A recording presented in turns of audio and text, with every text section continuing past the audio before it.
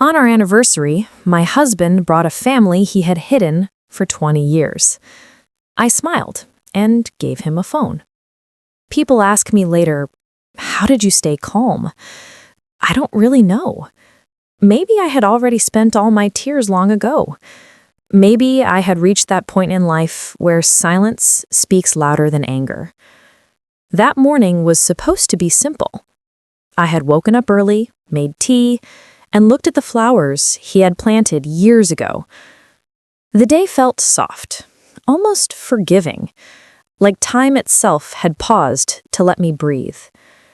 It was our 20th anniversary. 20 years of shared mornings, shared meals, shared silence. At least, that's what I thought. He didn't say much the night before. He just looked at me, as if something weighed heavy in his eyes. I thought he was tired. Maybe work stress, I told myself. I didn't know that in a few hours, everything I believed about my life would turn into something else, something I couldn't even name. I remember standing by the window, waiting for him. He had gone out early, said he had to pick something up. I smiled. I thought maybe he was planning a surprise. After all, he always forgot dates, so when he remembered, it felt special. But when I saw the car stop in front of the gate, and when the doors opened, I froze. A woman stepped out first. She looked about my age, maybe a little younger. Then 2 young adults, a boy and a girl, followed her. They were nervous, quiet. The kind of quiet that makes your heart ache before you even understand why. He came around the car, walked toward me, and said softly, "Please, don't make a scene." I didn't. I couldn't. My hands were trembling, but my face stayed calm. Inside, my heart was breaking quietly like glass under a blanket. He looked down, avoiding my eyes. Then, almost whispering, he said, "This is my family too." For a second, I thought I didn't hear him right. The world around me went silent. The birds, the breeze, even my own breath. I looked at him, waiting for him to say it was a joke. But he didn't. He stood there, with guilt sitting heavy on his shoulders. The woman looked away. The children, no, not children, they were young adults, stared at the ground. No one spoke. I felt my legs weaken, but I didn't fall. I walked slowly to the gate, opened it wider, and said, "Come in." Even I didn't know why I said that. Maybe because I didn't want the neighbors to see? Maybe because my dignity still mattered to me. Or maybe because I was still trying to believe there was an explanation. Some reason that would make this less painful. They came inside, silent, unsure. The house smelled of breakfast and flowers. The walls, filled with photographs of our life together, now felt like witnesses to a lie. He sat them down in the living room. I poured tea for everyone. My hands didn't stop shaking, but I didn't spill a drop. That's how I've always been. Calm, polite, even when my heart was bleeding. He cleared his throat. He said, "I wanted you to know, before it was too late, they are part of me. I've supported them for years. I couldn't hide it anymore." I looked at him. He couldn't meet my eyes. I wanted to scream, to ask how, when, why, but the words just wouldn't come. Instead, I smiled, a small, strange smile that even surprised me. I asked quietly, "Would you like more tea?" He nodded, not knowing what to say. The woman's eyes filled with tears. She whispered, "I'm sorry." I didn't reply. In that moment, everything inside me went still. The shock was too deep for anger. the pain too vast for words. It was like watching a movie where the woman on screen looked like me, spoke like me, but wasn't really me anymore. After a few minutes, I stood up, walked to the bedroom, and came back holding a small box. It was wrapped in gold paper. I handed it to him and said, "Happy anniversary." He looked at it, confused. "What is this?" he asked. I smiled. "Open it." He slowly untied the ribbon and opened the box. Inside was a new mobile phone, the one he had wanted for months. He looked at me, his face full of disbelief. "Why?" he whispered. "Because you'll need it," I said softly. "You'll need to stay in touch with everyone now." He didn't say anything. The room was filled with silence again, the kind that carries too many unspoken words. I turned toward the window. Outside, the sunlight had changed. It wasn't bright anymore. It felt dull. Like the day had grown tired, too. My mind wandered through 20 years. Birthdays, anniversaries, quiet nights, the small jokes we shared. Every memory now had a shadow. I realized something in that moment. Sometimes when truth arrives, it doesn't shout. It just stands quietly in front of you, waiting for you to notice. He tried to speak, but his voice broke. He said, "I didn't mean to hurt you. I just didn't know how to tell you." I nodded slowly. "I understand," I said. And maybe I did, in a strange way. Because I knew how fear works, how guilt grows, how people make choices thinking they can manage both worlds until one day the worlds collide. The young girl, maybe 18 or 19, looked at me with tears. She whispered, "I didn't know about you, I promise." I believed her. None of this was her fault. I sat down and looked at all of them, 4 people sitting in my living room, my husband, his hidden family, and me. And in that quiet, I felt something unexpected. Peace. Not happiness, not acceptance, just peace. Because the truth, as painful as it was, had finally come out. He looked at me again, waiting for me to shout, to cry, to leave. But I didn't do any of that. I just said, "Let's eat. You all must be hungry." And so we ate. Quietly. Slowly. The sound of spoons touching plates was the only thing breaking the silence. Inside, I was remembering everything. The nights I waited for him to come home late, the excuses he made, the strange phone calls. It all made sense now, all those tiny moments I ignored because I loved him too much to suspect him.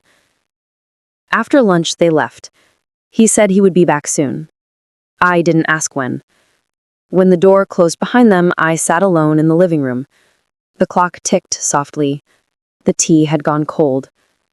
I looked around the room and realized nothing looked different, but everything had changed. I picked up my cup, took one last sip, and whispered to myself, "So this is what truth feels like." There were no tears, just a strange calmness, the kind that only comes after the storm has already destroyed everything inside you. And that's how my anniversary ended.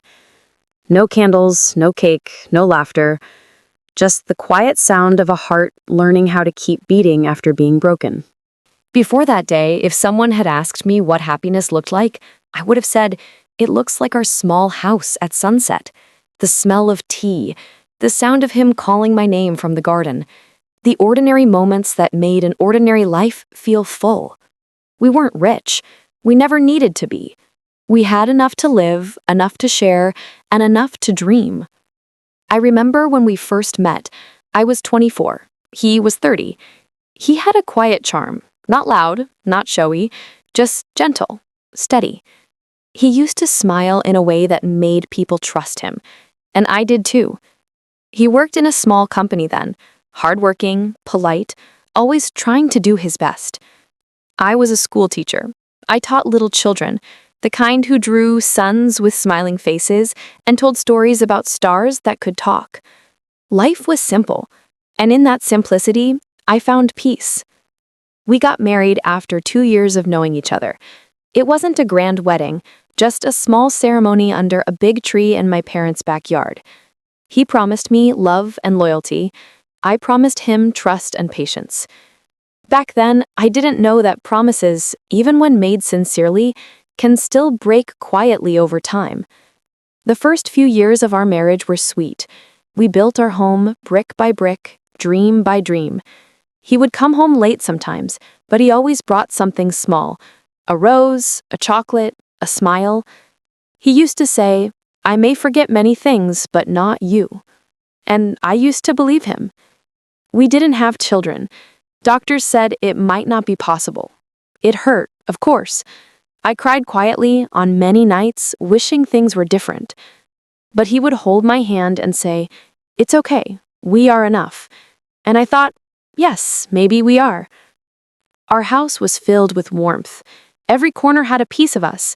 The small clock he fixed himself, the curtain I stitched with care, the old photo frame we bought at a fair. People would often say, "You both look so happy." And I would smile, thinking, yes, we are. We really are. But life, I've learned, doesn't always change with storms.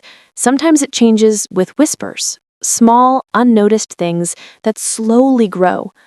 A missed call, a long meeting, a tired smile that doesn't reach the eyes. It started like that. Little things, moments that seemed harmless at first. He began spending more time at work. He said he had new responsibilities, bigger projects. I believed him, of course. Why wouldn't I? At night, he was often quiet. I would ask how his day went, and he'd say, "Just busy." Sometimes he would look at me like he wanted to say something, but then he'd turn away. I thought maybe he was just stressed. I never wanted to nag him. On weekends, we used to go to the market together. Then slowly, he started going alone. He'd say, "I'll be quick." I would nod, busying myself with chores. Sometimes he would come back with new clothes, not for me, but for himself. He said he had office events. It was strange, but I didn't question it. When you love someone deeply, you learn to ignore small discomforts. You convince yourself that love is about trust, not doubt. Years passed quietly, almost peacefully. Our life became a pattern: work, home, sleep, and small smiles in between. I thought we were comfortable. I thought we had reached that safe place couples dream of, where words are fewer, but hearts understand. I didn't realize we were drifting, not away from love, but away from truth. He was still kind. He still brought groceries, fixed things around the house, paid the bills. He never raised his voice, never showed anger. If you looked at us from outside, you'd see nothing wrong. But if you looked closer, you'd see that something was missing. The sparkle, the curiosity, the way eyes search for each other. One day, I found an old photograph in his drawer. It was a small picture, torn at the corner. It showed him standing beside a woman and two small children. I remember my heart skipping a beat. But he walked into the room just then, and I quickly put it back. I didn't ask. I told myself, maybe it's from a company event. Maybe it's nothing. I closed the drawer and also closed that thought inside my heart. Years went by. We grew older, quieter. He became more forgetful. Sometimes he would look at the calendar and sigh, as if remembering something he couldn't tell me. There were times he stayed out overnight. He said it was official travel. He always brought back small gifts: perfume, a scarf, earrings. I wore them all, each one carrying a little lie I didn't yet know. I remember one evening, maybe 5 years before the truth came out, we were sitting on the balcony, watching the rain. He looked at me and said softly, "You've been good to me." I laughed and said, "Of course, who else will put up with you?" We both smiled, but his smile that day, it didn't reach his eyes. It looked sad, as if hiding something heavy. I didn't ask. I didn't want to break the peace. I used to think love was about always being together. Now I know. Love is also about not seeing what you don't want to see, because sometimes truth feels too heavy to carry. I had dreams once of traveling, of writing, of painting. But as the years passed, I became busy caring for our home, for him, for our quiet little life. I didn't regret it. I thought love was about giving, and I gave all I had. He too had his routines: early morning walks, tea with neighbors, long hours at work. Sometimes he would hum songs I didn't recognize. I would ask where he heard them, and he'd say, "Just on the radio." Later, I realized they were songs from another life, another family. It's strange, isn't it? How two lives can run side by side, so close, yet completely separate, like two rivers that never touch, even as they flow in the same direction. But there were good days too: birthdays, anniversaries, small celebrations. He never forgot those. Maybe out of guilt, maybe out of habit, but he always tried to keep those days special. He would buy flowers, cook dinner, and smile like the man I married. And I would believe everything is okay. That's why when he left early on our 20th anniversary, I didn't suspect anything. I thought he was planning something beautiful, maybe a dinner, maybe a surprise gift. Never in my worst thoughts did I imagine the kind of surprise that waited for me that day. Sometimes I think back to those earlier years, the mornings when he'd kiss my forehead before leaving for work, the nights when he'd fall asleep on the couch holding the TV remote. Those moments were real. I can't deny them. He loved me, maybe in his own way. And that's what makes it harder. Because how do you hate someone who once gave you happiness? People often imagine betrayal as a single moment, a fight, a confession, a discovery. But it's not.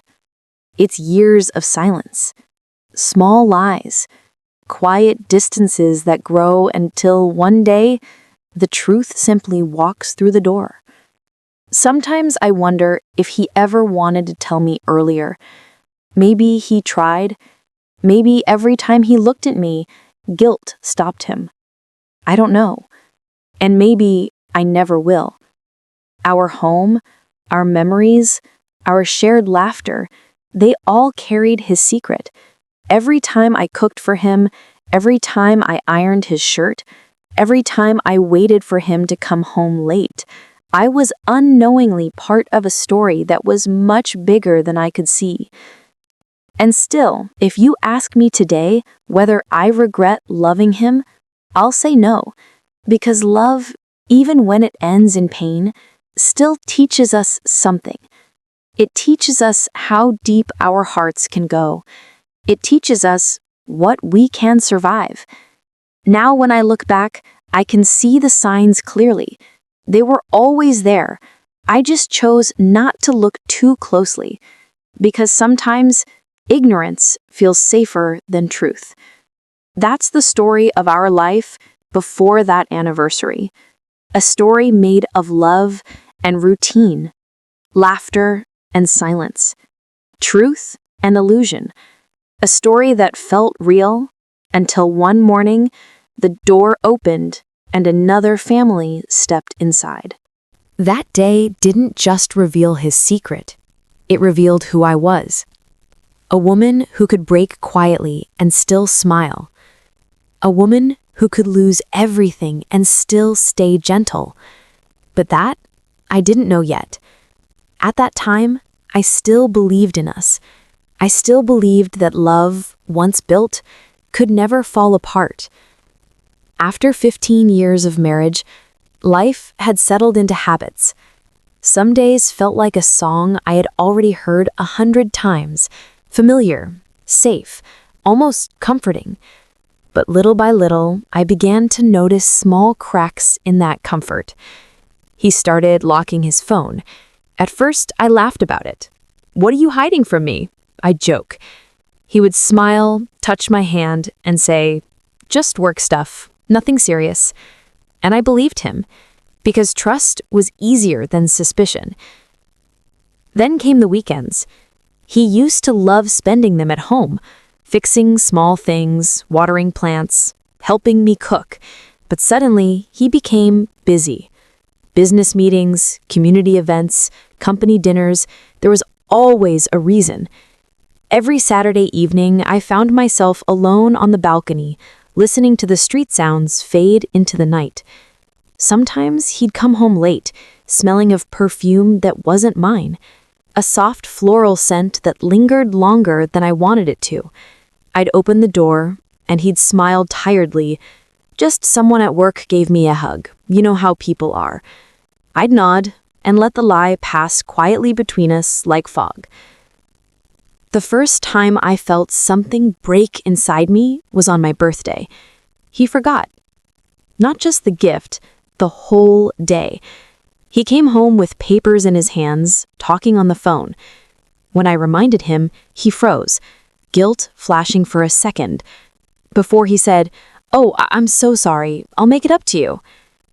But he never really did, because some apologies come too easily when the heart is elsewhere.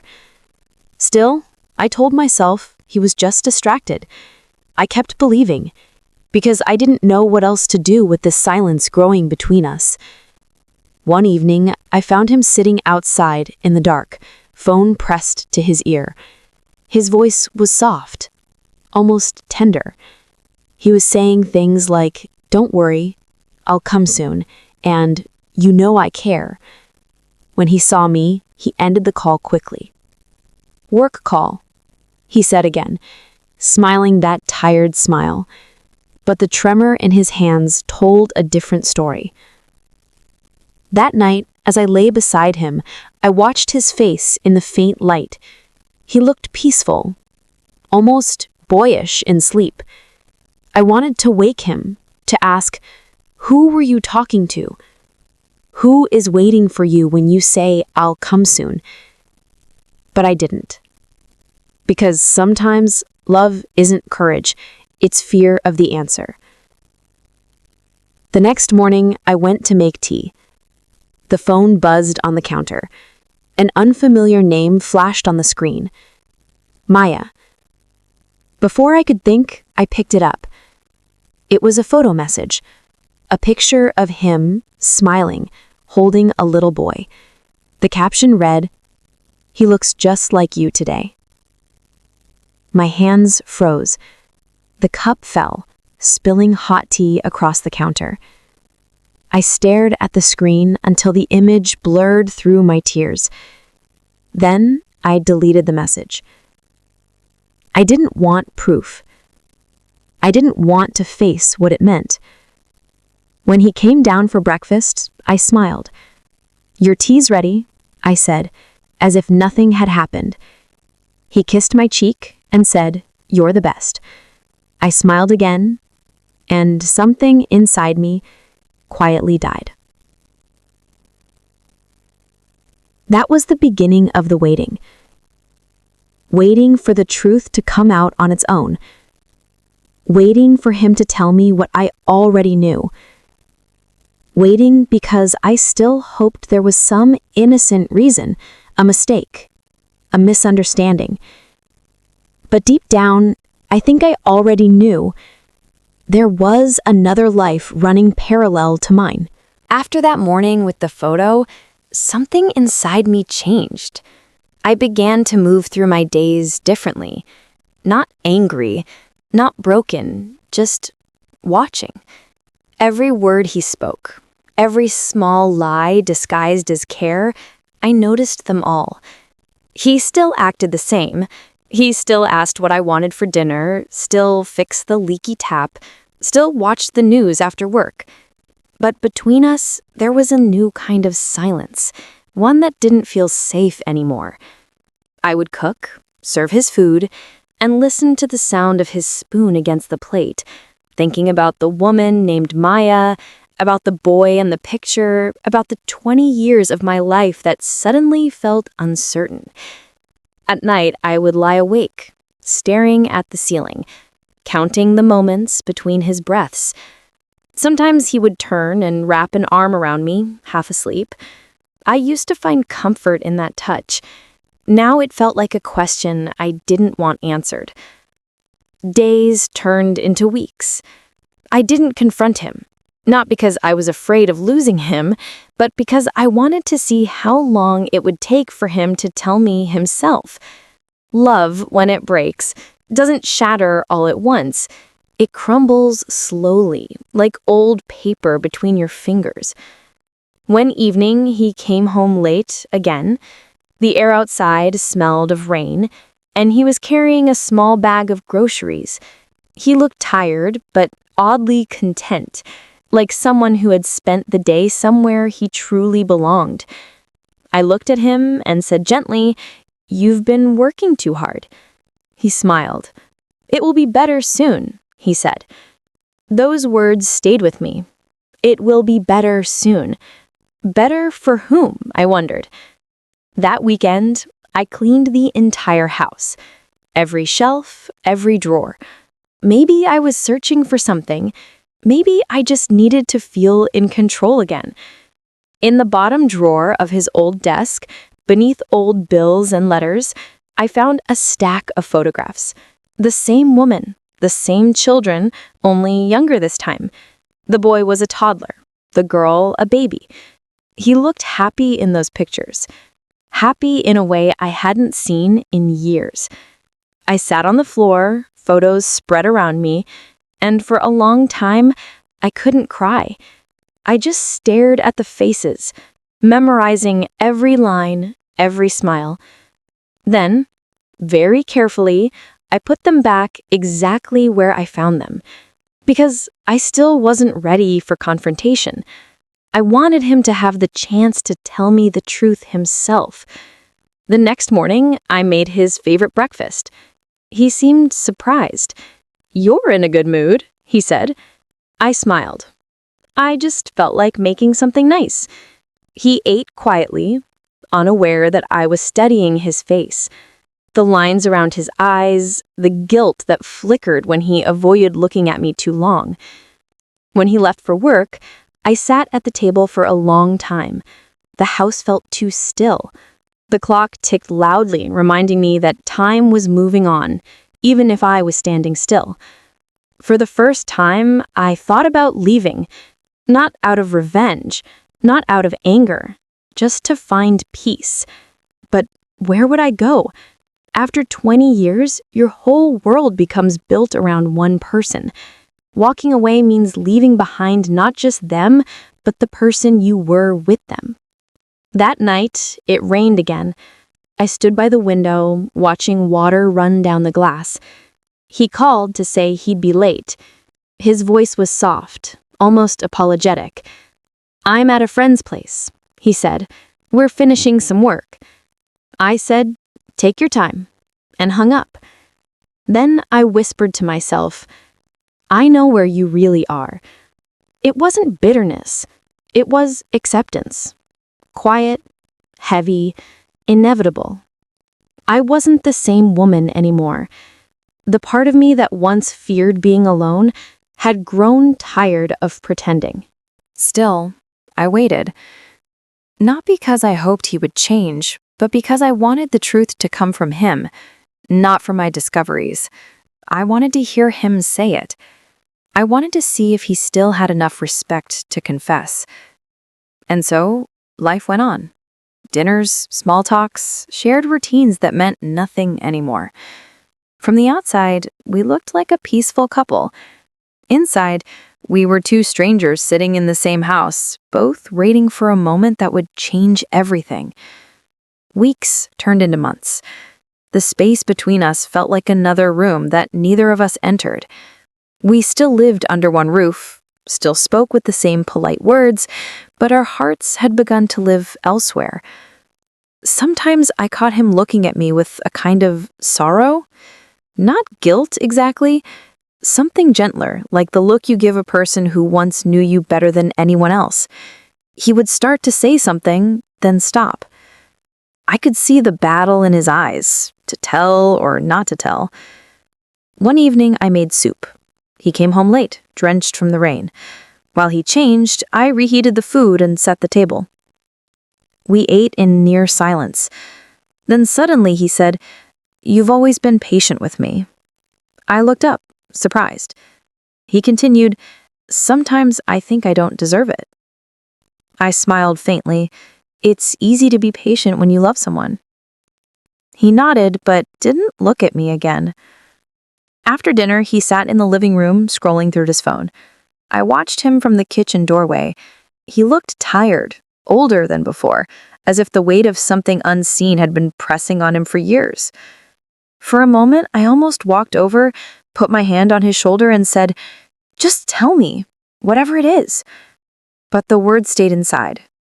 I was afraid that once they came out, our life as I knew it would end.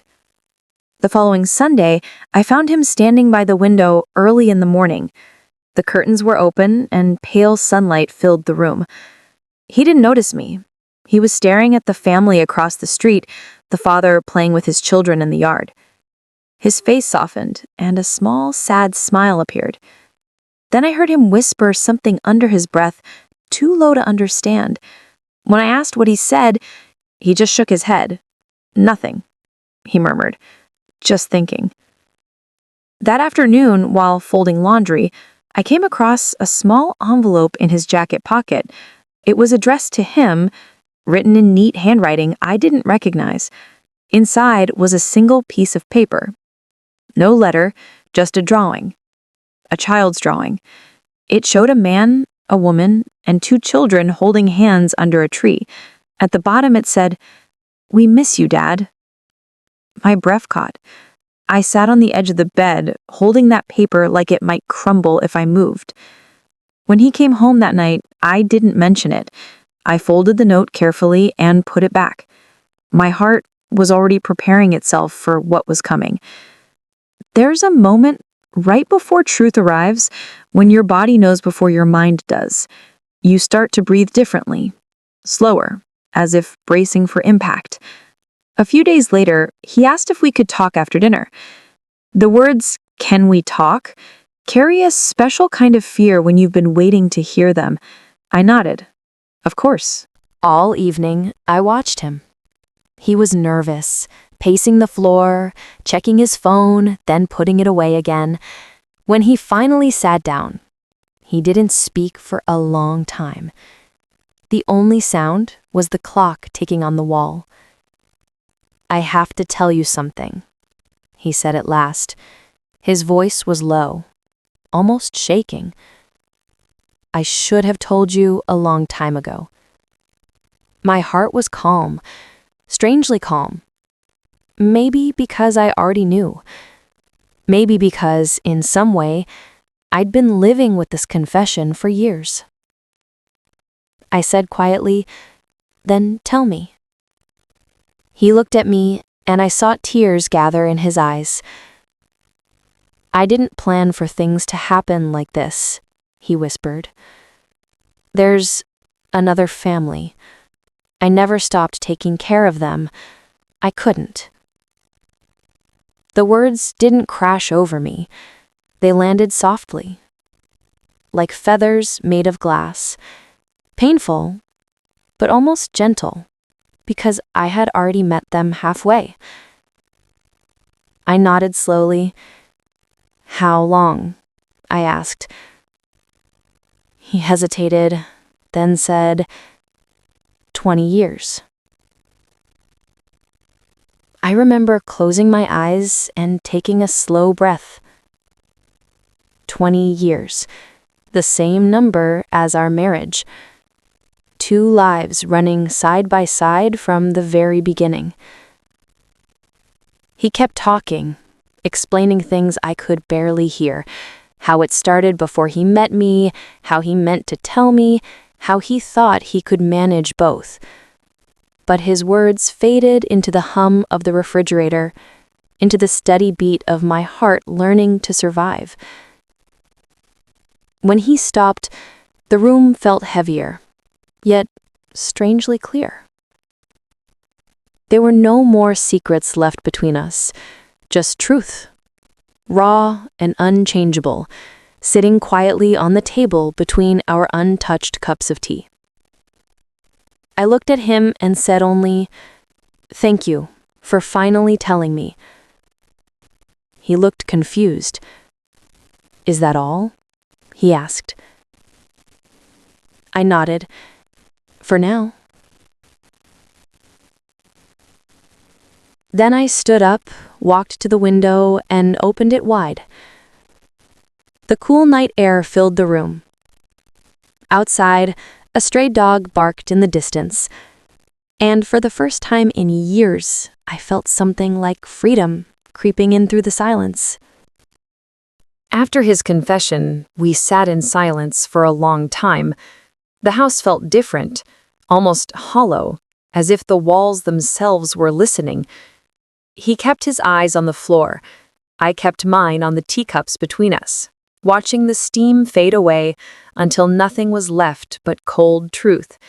He said quietly, "I didn't come tonight to ask for forgiveness. I only wanted you to know." His voice was shaking. "I've been living in fear for years. Every anniversary, every birthday, I thought maybe you'd find out, but you never did." I nodded slowly. "I didn't because I didn't want to see it," I said. "It wasn't accusation, it was fact. Sometimes denial is the only way to keep breathing." He leaned forward, elbows on his knees. "I've tried to end it so many times," he whispered, "but there are children. They depend on me. I couldn't walk away from them." Children. The word hung heavy in the room. Not numbers, not names, just lives, quietly woven into ours without my knowing. I asked, "How old are they?" He hesitated. "The boy is 19 now, the girl is 17. The ages stung. They were the years I spent longing for children of my own. The years I cried in silence, and he told me, "We are enough." I looked at him, and for the first time, there were no tears in my eyes, only stillness. "Did you love her?" I asked. He swallowed hard. "I cared for her. Maybe I still do, in a way, but it was never about choosing her over you. It was about the mess I created and couldn't clean up." His words were clumsy, but honest. I could see he had rehearsed this moment 1,000 times. I also saw the exhaustion of carrying guilt for 2 decades. After a while, he said, "I want to make things right. I'll understand if you ask me to leave." I took a deep breath. "I'm not ready to decide tonight," I said softly. "I've lived 20 years with half the truth. I need some time to live a few days with the whole of it." He nodded, relief and fear mixed together. We sat there until the clock struck midnight, the same hour on another night when we had once cut a cake and promised each other forever. I stood up and began clearing the table. He tried to help, but I stopped him. "Go rest," I said. "You've done enough for tonight." He walked to the bedroom door and paused. "I never wanted to hurt you." I didn't answer. Some words lose meaning after too many repetitions. When I finally went to bed, he was already asleep, or pretending to be. I lay there, staring at the ceiling fan spinning slowly above me. The rhythm of its blades matched the beating of my heart, steady, tired, but still alive. In the darkness, I thought about everything we had shared, our morning teas, our long walks, the small jokes that filled our empty spaces. Were those all lies? No, they were real in the moment they happened, but they were built on a foundation that had been cracked from the start. I realized then that the truth doesn't destroy love. It exposes what kind of love it really was. Ours had been part love, part habit, part fear of being alone. Maybe that's true for many marriages. We build routines and call them happiness. As the night deepened, I turned toward him and whispered, "I'm not angry. I'm just done pretending. He didn't move, but I think he heard me, and for the first time in years, I felt the air between us shift. Not warmer, not colder, just honest. The morning light came slowly, spilling through the curtains like a shy visitor. I hadn't slept much. My mind kept replaying his words, not as sentences anymore, but as echoes. They blended into the sound of the rain, the ticking of the clock, and the quiet ache that sat in my chest. When I finally got up, he was still asleep, or maybe just lying still, pretending again. I watched him for a moment. His face looked peaceful, almost innocent. It's strange how someone can break your heart and still look like the person you once trusted completely. I went to the kitchen and began making tea. The simple sounds, the kettle boiling, the spoon stirring, felt grounding. Life still moved, even when hearts paused. As I poured the tea, I noticed his phone on the table. For a second, I thought of opening it. Maybe I'd find more truths, more lies, more pieces of the puzzle. But then I stopped. What good would that do? I already knew enough to understand that knowing more wouldn't change anything. He came into the kitchen quietly, avoiding my eyes. "Good morning," he said, his voice hesitant. I nodded. "Morning." We drank our tea in silence. Every sound, the clink of the cups, the creak of the chair, felt louder than usual. After a while, he spoke. "I'll go meet them today," he said softly. "I need to tell them that you know." I looked at him. He waited, maybe expecting anger, maybe permission. I only said, "Do what you must." It was the first time in years that my voice didn't tremble around him. When he left, I stood by the window watching the rain fall harder. It was the kind of rain that makes the world look clean, even when it's still full of dirt. I wondered if it was possible for people to wash away years of lies the same way. I spent the rest of the morning cleaning, not because the house was dirty, but because I needed to move. I dusted the shelves, wiped the counters, folded clothes, arranged old photographs in a box. Each task felt like a small goodbye to the life I'd been living. When I reached our wedding photo, I stopped. We looked so young, smiling into the camera, unaware of what the years would bring. I traced my finger over my face in the picture.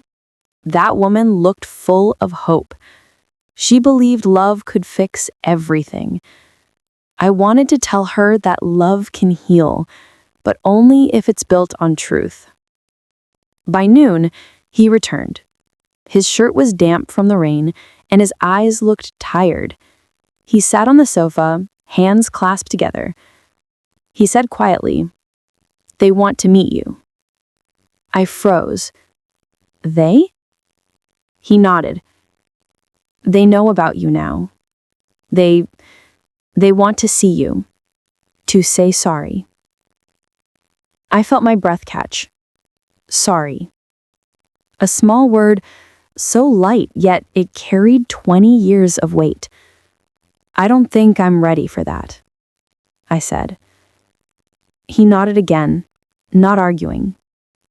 He looked smaller somehow, like the truth had taken a part of him away. We sat there for a while. The silence between us wasn't empty. It was heavy, full of everything we couldn't say. Then I spoke quietly.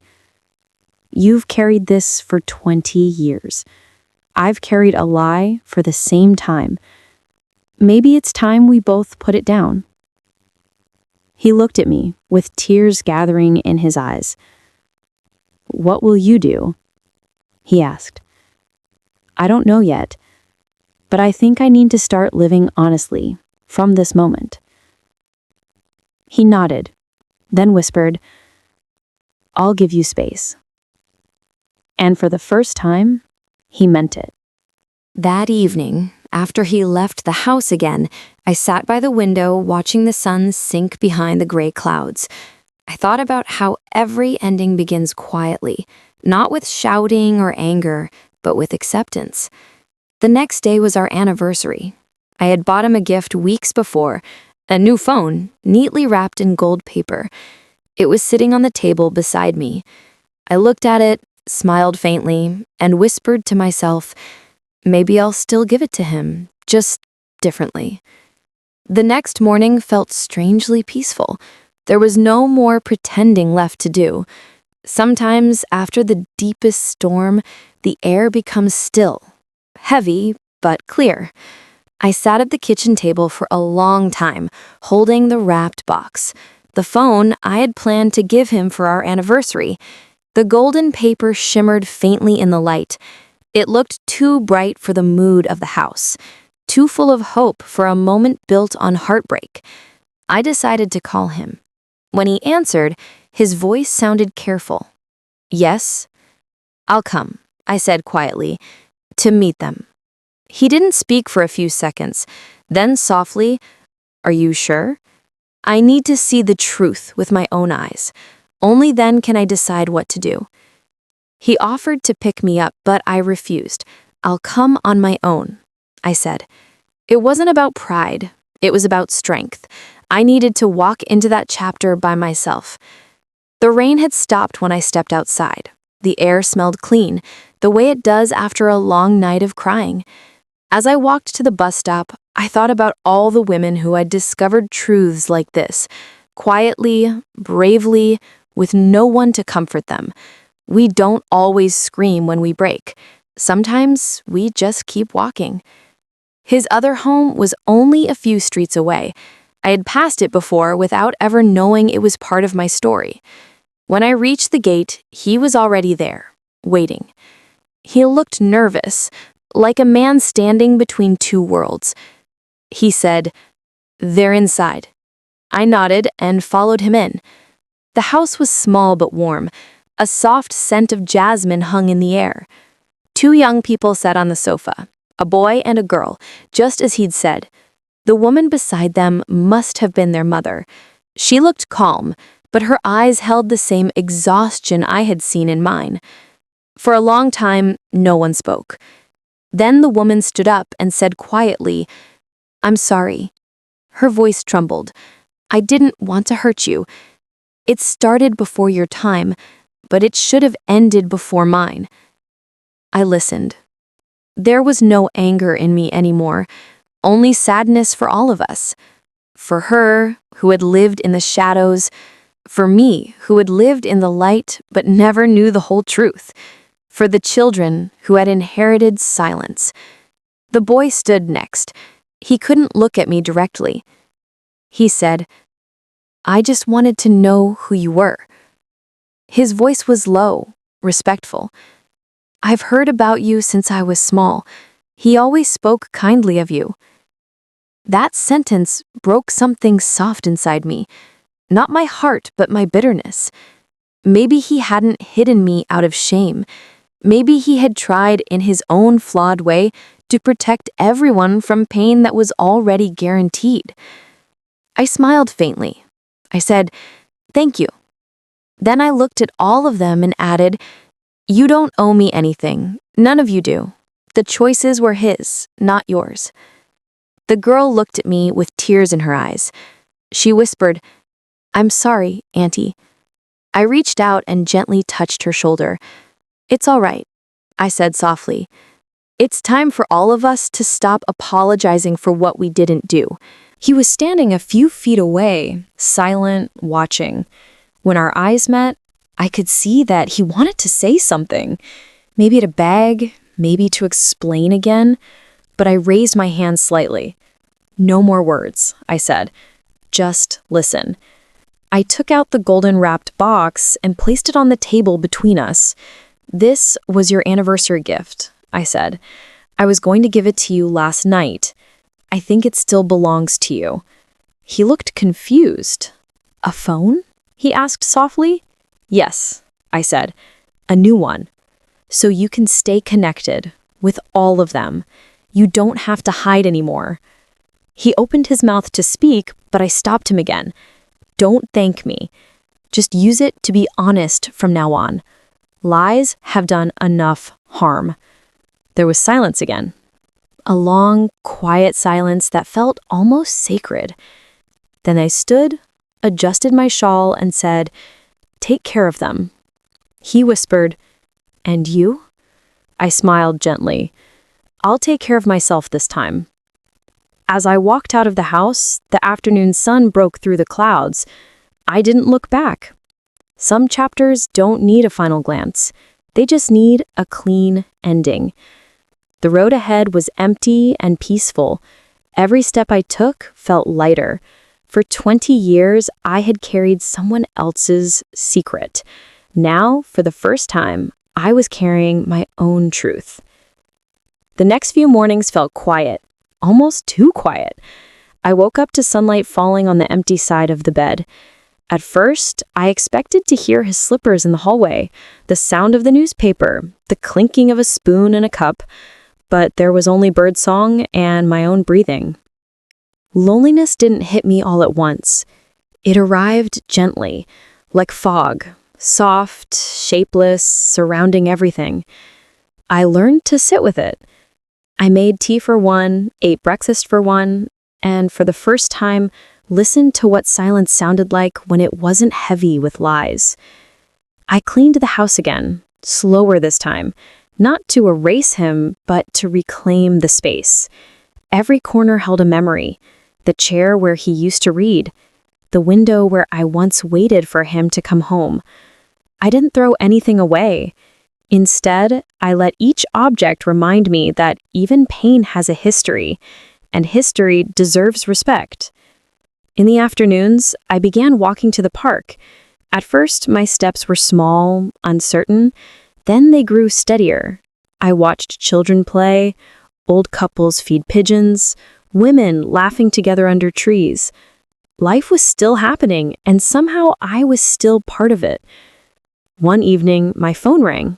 It was him. I hesitated, then answered. His voice was calm. He said, "I wanted to let you know the kids are doing well. I told them you forgave me." I smiled a little. "I didn't say those words," I replied. He paused. "No," I continued, "but I meant them." Forgiveness, I realized, isn't something you give to make another person feel better. It's something you give yourself so the wound can finally close. Before hanging up, he said softly, "Thank you for your kindness." I told him, "Be kind to them. That's all the thanks I need." After the call, I sat by the window again. Outside, the sky was turning orange. A flock of birds flew home together, moving in perfect silence. For a long time, I just watched them, free, light, unburdened. That night, I opened a notebook and began to write. Not a letter to him, not a diary, just thoughts. I have lived through truth. I have survived love. I am still here.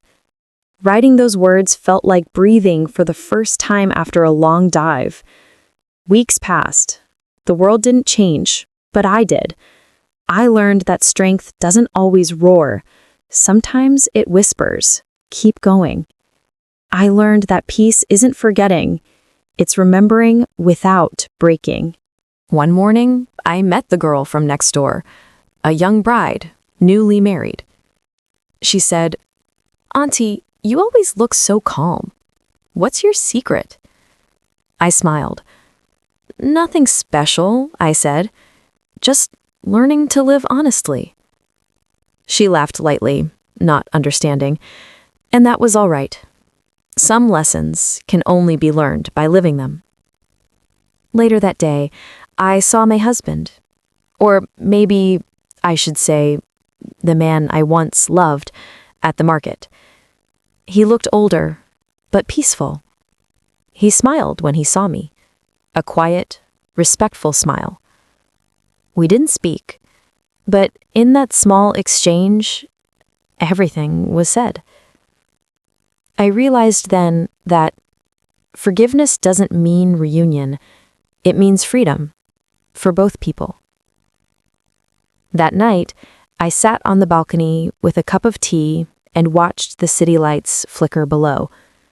The wind carried the scent of jasmine, just like the day I visited their home. It no longer hurt. It just was. I whispered a small prayer, not for him, not for them, but for myself. Let me keep this peace, I said.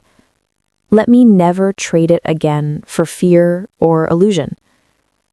And as the stars came out, I felt something inside me settle, gentle and sure.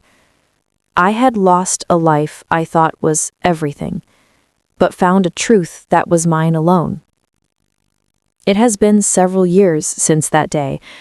Sometimes when I sit by my window and watch the light move across the floor, I wonder how I lived through it all, how a heart can break so completely and still keep beating. But then I smile, because I know now, pain doesn't destroy you, it shapes you. The house is smaller now, simpler. I moved out of the old one a few months after he left. It was too full of echoes, too full of ghosts. I found this little place near the edge of town with a small garden and a lemon tree that leans toward the sun. Every morning I water it, and in that small act, I feel grounded, alive. People sometimes ask if I ever spoke to him again. Yes, a few times. Life is too long to live in silence, and too short to live in bitterness.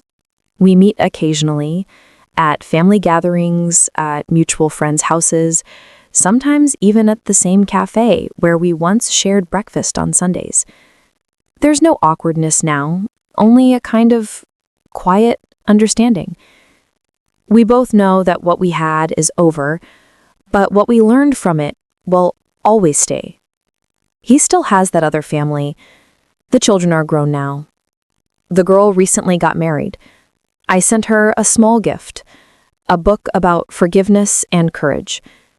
She sent a thank you card that said, "You taught me more than you know." I smiled when I read that. Maybe that's what life is, teaching each other through the things we never meant to happen.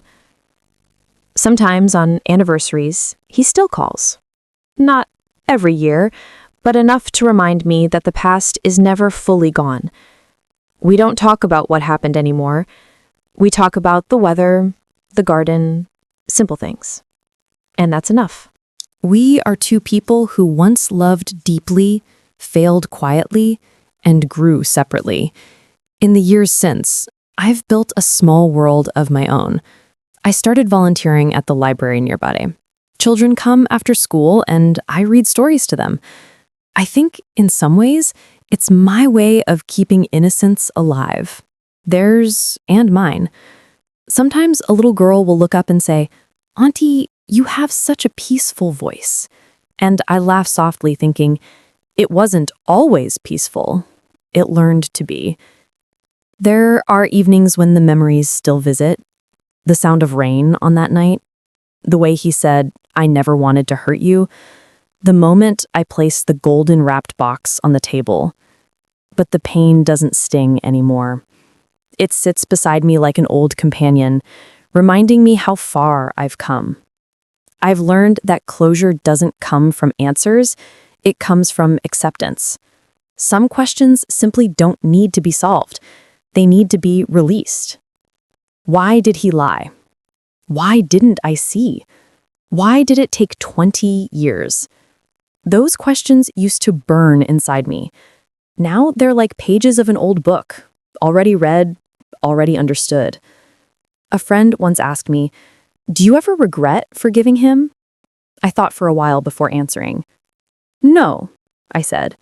Forgiveness wasn't for him, it was the door I opened for myself. If I hadn't forgiven him, I would still be standing in that kitchen, holding a cold cup of tea, waiting for a different ending that would never come. Forgiveness gave me movement. It gave me breath. It gave me back my own story. And that's the thing. When someone betrays you, they don't just take your trust, they take your story for a while. You start living in their choices instead of your own. It takes courage to step out of that and begin again, to say, this chapter hurt, but it's not my whole book. Now, when I tell my story, to friends, to strangers, to anyone who listens, I don't tell it with anger or pity. I tell it the way you'd describe a storm that passed. It was fierce. It was loud. It broke branches and flooded streets. But it also cleaned the air. And when it was over, the world looked new again. Sometimes people cry when they hear it. They say, "You're so strong." But I don't think of it as strength. It's just survival. Slow, patient, human survival. We all have storms. We all have nights that seem endless. But morning always comes, even if it looks different from what we expected. I still keep that phone box, the empty, golden one. It sits on my bookshelf beside a few old letters and dried flowers. It reminds me of the woman I used to be, the one who still believed that love could never lie. I don't look at it with sadness anymore. I look at it with tenderness. Because she did her best. She believed. And belief, even when it's misplaced, is still a kind of beauty. One day, a younger woman at the library asked me, "Auntie, if you could go back, what would you change?" I smiled. I said, maybe nothing. Because even the pain led me here, to peace. She looked surprised. You'd still choose to go through it? I thought about it. Yes, I said softly. Because without that chapter, I wouldn't have learned who I really am. And I wouldn't have learned what love truly means. She asked, "And what does it mean?" I looked out the window at the evening light and said, "Love is not just holding on. Sometimes it's knowing when to let go, gently, without anger, without hate. It's wishing the other person well, even from a distance." That night, after the conversation, I sat in the garden. The lemon tree had grown tall. Its branches swayed in the wind, strong yet flexible. And I thought, maybe that's what I've become. Not hard, not unbreakable, just able to bend and still stand. The moon was bright that evening. I closed my eyes and listened to the quiet hum of life. Crickets, the rustle of leaves, the faraway sound of laughter from a neighbor's house. For the first time, I didn't feel alone. I felt whole. If I could speak to the woman I was that night, sitting in the dark after the truth came out, I'd tell her this. You will survive this. You will smile again. You will find beauty in small things, in tea, in sunlight, in the sound of rain. You will forgive, not because they deserve it, but because you deserve peace. You will build a life that belongs only to you. And maybe that's what this story really is. Not about betrayal or loss, but about returning home to yourself. Life is strange. It breaks you and heals you with the same hands. It takes things away so it can make room for something quieter, wiser. When I look back now, I don't see tragedy. I see transformation. I see a woman who learned that endings can also be beginnings, just written in softer ink. So if someone listening to this story is standing at their own turning point, wondering how to go on, I want to tell you, you don't have to rush healing. You don't have to hate to move forward. Just breathe. Take small steps. Clean your house, water your garden. Let the truth settle where it needs to. And when you're ready, open the window and let a little light in. Because one day, you'll wake up and realize the pain has turned into peace. You'll look at your reflection and see strength in your own eyes. You'll smile, not because everything is perfect, but because you are.